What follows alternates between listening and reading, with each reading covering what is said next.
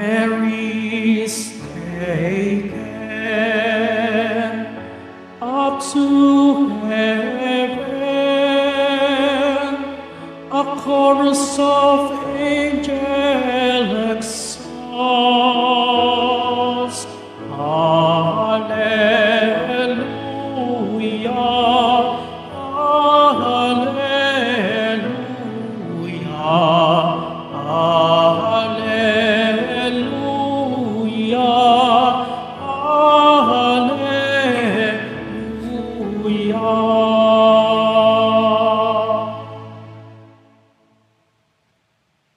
The Lord be with you. And with your spirit. A reading from the Holy Gospel according to Luke. Glory to you, O Lord. Mary set out and traveled to the hill country in haste to a town of Judah, where she entered the house of Zechariah and greeted Elizabeth. When Elizabeth heard Mary's greeting, the infant leapt in her womb, and Elizabeth, filled with the Holy Spirit, cried out in a loud voice and said, "Blessed are you among women, and blessed is the fruit of your womb. And how does this happen to me, that the mother of my Lord should come to me? For at the moment the sound of your greeting reached my ears, the infant in my womb leapt for joy. Blessed are you who believe that what was spoken to you by the Lord would be fulfilled." And Mary said, "My soul proclaims the greatness of the Lord. My spirit rejoices in God my Savior, for he has looked with favor on his lowly servant. From this day all generations will call me blessed. The Almighty has done great things for me, and holy is his name. He has mercy on those who fear him in every generation. He has shown the strength of his arm and has scattered the proud in their conceit. He has cast down the mighty from their thrones and has lifted up the lowly. He has filled the hungry with good things, and the rich he has sent away empty. He has come to the help of his servant Israel, for he has remembered his promise of mercy, the promise he made to our fathers, to Abraham and his children forever." Mary remained with her about 3 months and then returned to her home. The Gospel of the Lord. Praise to you, Lord Jesus Christ. Please be seated. Good morning, good afternoon, and good evening. Today is Saturday, and in Quiapo Church, Saturdays are Pilgrim's Day. We recognize our being devotees of the Jesus Nazareno coming from everywhere. Kung saan-saan po tayo nang galing. From here in the Philippines, hindi lang lahat taga Manila o neighboring city ang nagsisimba, ang dumadalaw, kundi yung mga karatig pang mga probinsya. Yan, ano? So we have our own brothers and sisters coming from the neighboring provinces like in the south and even in the north, coming over para pasalamatan po ang ating mahal na poong Jesus Nazareno. And we also would like to make mention our devotees from Saint Padre Pio of Petralcina Parish, diyan po sa Pagpalguyod, Posoribio, Pangasinan. Okay? I also would like to greet our devotees coming po from Saint Isidore, the farmer shrine, dyan po sa Cagayan Valley, up north. Ano po? We also have our devotees coming from the Minor Basilica and Parish of Saint Gregory the Great, Mahayhay, Laguna, and those who are watching and joining us in the Mass through live streaming po via Facebook, YouTube, X, ano pa ba yung isang pinapanood tayo? Instagram. Ayan, ano? So, almost all social media platforms are being used para to make the Holy Mass, the Holy Eucharist, available for all people all across the world. Imagine that, ano? Imagine niyo po, sobrang nakaka-amazed and nakaka-inspire that we are all gathered here. Tayo po ay naririto para ialay ang ating panalangin at pasasalamat sa ating mahal na poong Jesus Nazareno. Palakpakan po natin ang ating mahal na poong Jesus Nazareno. And pwede po bang lingunin po natin yung mga taong nasa paligid po natin, and with a smile, sabihin po natin, God bless you.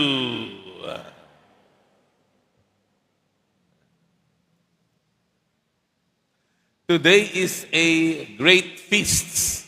We are celebrating a solemnity, dakilang kapistahan. The Assumption of the Blessed Mother. Ito po yung maluwalhating pag-akyat sa mahal na Birheng Maria, ang ina ng ating poong Jesus Nazareno, katawan at kaluluwa papunta sa langit, sa kaharian ng Diyos. Iniangat siya, itinaas siya, dinala siya sa langit, katawan at kaluluwa ang mahal na Birheng Maria. The Assumption of the Blessed Mother into heaven. Ayan. And ano po sinasabi sa atin dito? When we say that the Blessed Mother didn't just stay on earth, in the world, ano sinasabi natin dito? Ang sinasabi natin dito, na tayo ay hindi permanenteng nasa lupa. If we are staying and existing on earth to stay here, this is not permanent. This is just a passing phase. Ito po ay isang pansamantala lamang na pagtigil dito sa mundo. When the Blessed Mother was assumed into heaven, God is telling us, this is not our permanent home. Lahat tayo dumadaan lang dito. At tayo ay mayroon talagang destinasyon. At saan iyon? Sa tahanang inihanda ni Jesus sa atin sa kaharian ng Diyos. Therefore, how do we call ourselves? Kung tayo ay pansamantala lamang dito sa mundo, ano ngayon ang tawag natin sa ating sarili dito? Are we permanent residents? No. Meron ba tayong temporary resident, ano tawag nila sa Singapore? Just a temporary residence lang? No. So how do we call ourselves? We call ourselves as pilgrims. Pilgrims. Pakisabi po, pilgrims. Yan. pilgrims lang tayo dito. Dumadaan pansamantala, pero merong pupuntahan. I would like to share with you some thoughts. Ito minsan kinuwento sa akin nung dati nating rektor na si Monsignor Ding Coronel. No? Dating rektor ng Quiapo yan. Ano? When we were together in a World Youth Day, I'm not sure kung ito yung nasa Australia, many years ago, he said, alam mo, may pagkakaiba ang turista, ang manlalakbay, at ang isang pilgrim. There are difference between a pilgrim and a tourist, and a pilgrim and a traveler. Ano nga ba pagkakaiba nun? Ano ba uniqueness noon? Ang isang turista daw po, ang turista, naging turista na tayo, right? Local tourist tayo ng Pilipinas. Okay? Kung saan-saan tayo pumuntang magagandang lugar. Ang turista daw, ang kanyang pakay ay yung pupuntahan niya. Of course. Yung pupuntahan mo.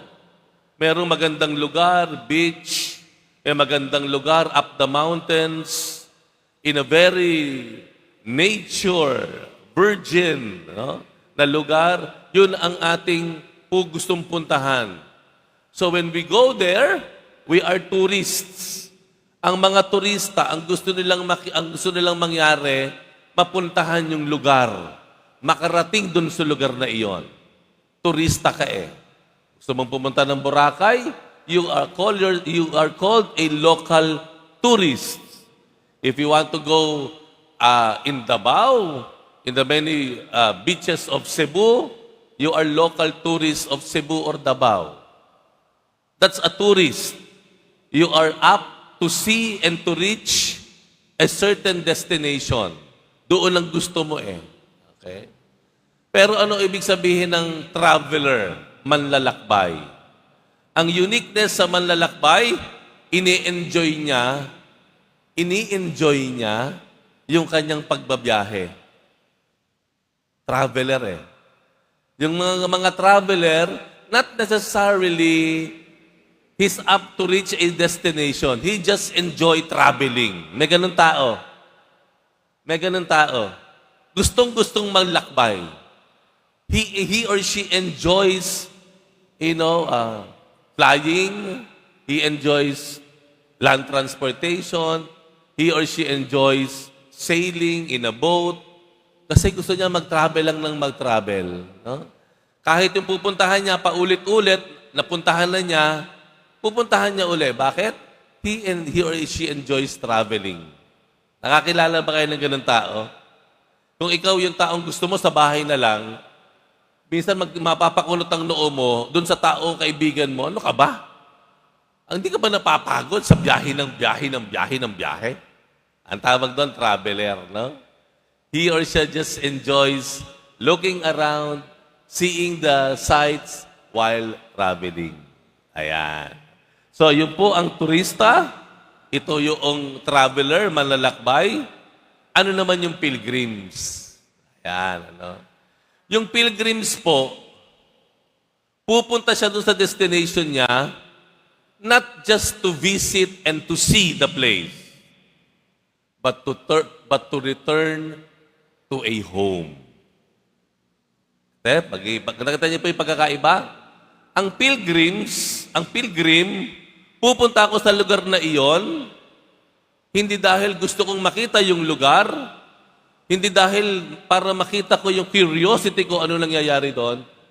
Pumupunta ako doon sa lugar because that's my home. Doon ako nakatira. And that's what we are. Pilgrims. Kapag pilgrims tayo, alam natin kung ano talaga yung tunay nating tahanan. We are not so much investing on these things in this world. We are not just collecting, wealth to enjoy our life here on earth, but our mind is looking forward to be worthy of the eternal home in heaven. Alam natin na kung ano man ang natatamasa natin ngayon sa mundo, ito ay pansamantala lamang. Ito ay hindi permanenteng sa iyo.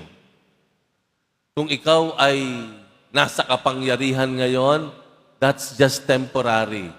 Time will come, maluluma ka, your term will be finished, tatanda ka, and people will no longer look for you and ask for your name because you are too weak already. Alam mo yon. Kaya right now, right here, kahit nasa kapangyarihan ka pa, kahit malakas ka pa, pero ang mata mo, ang isip mo, nandun na sa langit. And whatever you're doing right now, whatever you have right now, you're using it to reach heaven. Nakuha niyo pa? Yun po ang pilgrims. Different from a traveler and a tourist. Na alam po natin, kung tayo man ay hirap sa mundong ito, and we consider ourselves coming from the poorest of the poor, na kahit ang tingin natin sa sarili ngayon, mahirap pa tayo sa daga, alam natin, ito ay pansamantala lamang. Na kahit mahirap tayo, kahit kapos tayo, mananatili tayong tapat sa Diyos at susunod sa Diyos.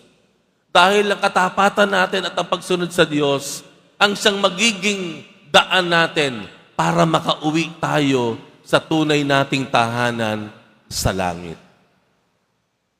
That's a pilgrim. Mayaman man siya, mahirap man siya, maginhawa man ang buhay, o mahirap ang buhay, gagamitin mo ang mga araw mo, mga taon mong ito, para tayo ay maging karapat-dapat na makauwi sa tunay nating tahanan sa langit. Di ba yun po yung ginawa ng ating mahal na Birheng Maria? Di ba yung kanyang buhay?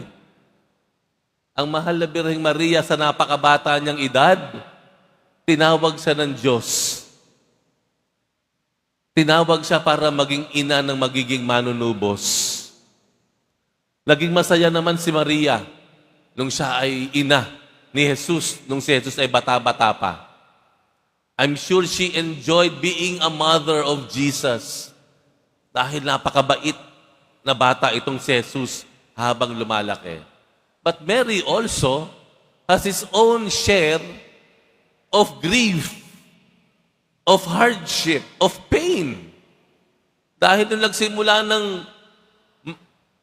public ministry ang kanyang anak na si Jesus, ay hindi na siya mapakali.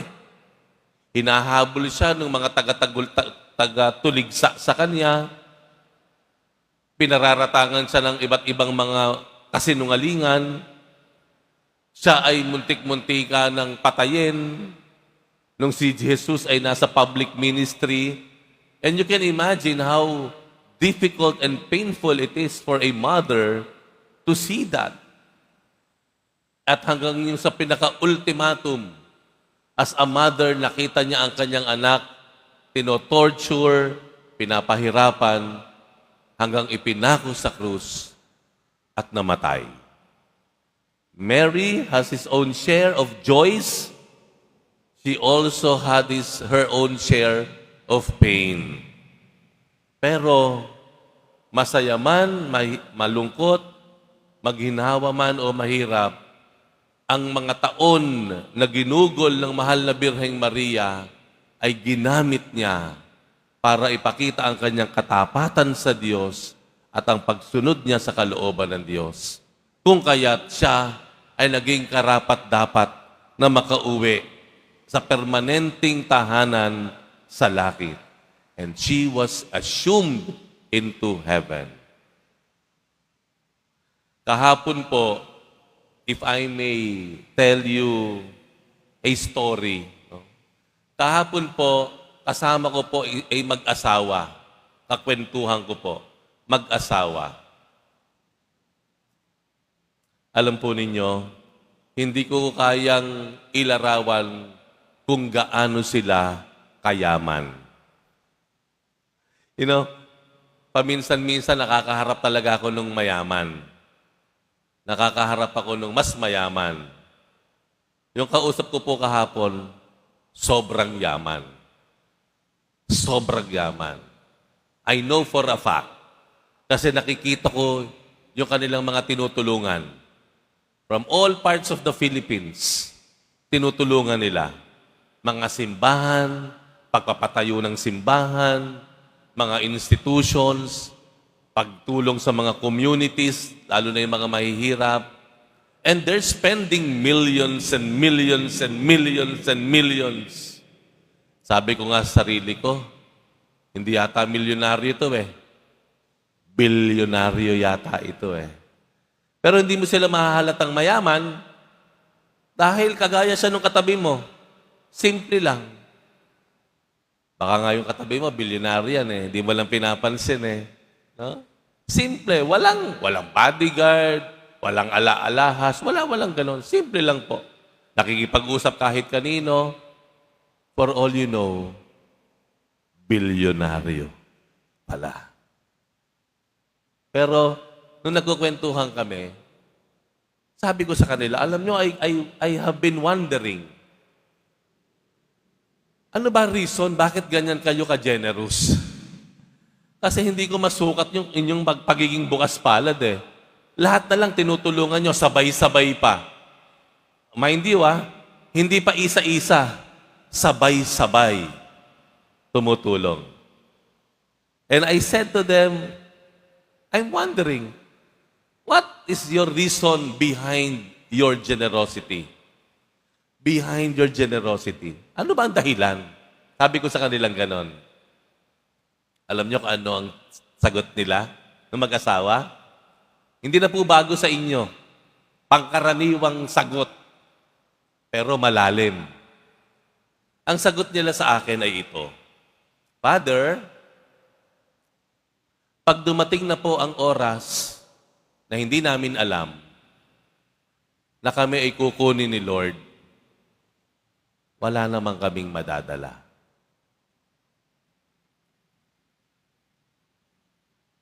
Wala naman kaming madadala.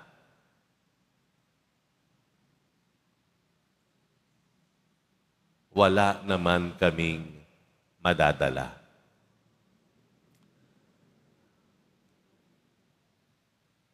Ang isang pilgrim, kung tayo po ang hangarin, pinakamataas na hangarin natin ay makarating sa ating permanente at tunay na tahanan sa langit. Ito ang isang bagay na dapat na laging umaalingaw-ngaw sa ating diwa o kalooban, sa isip at sa puso. Sa araw-araw po nating buhay, sana maging paalala sa atin yung mga salitang iyon.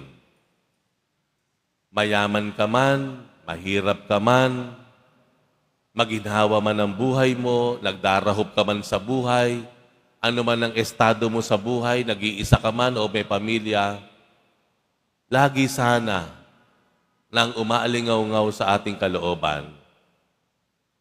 Ang tunay nating tahanan ay hindi dito, kung hindi naghihintay na tahanan na inihanda ng Panginoong Jesus Nazareno sa langit.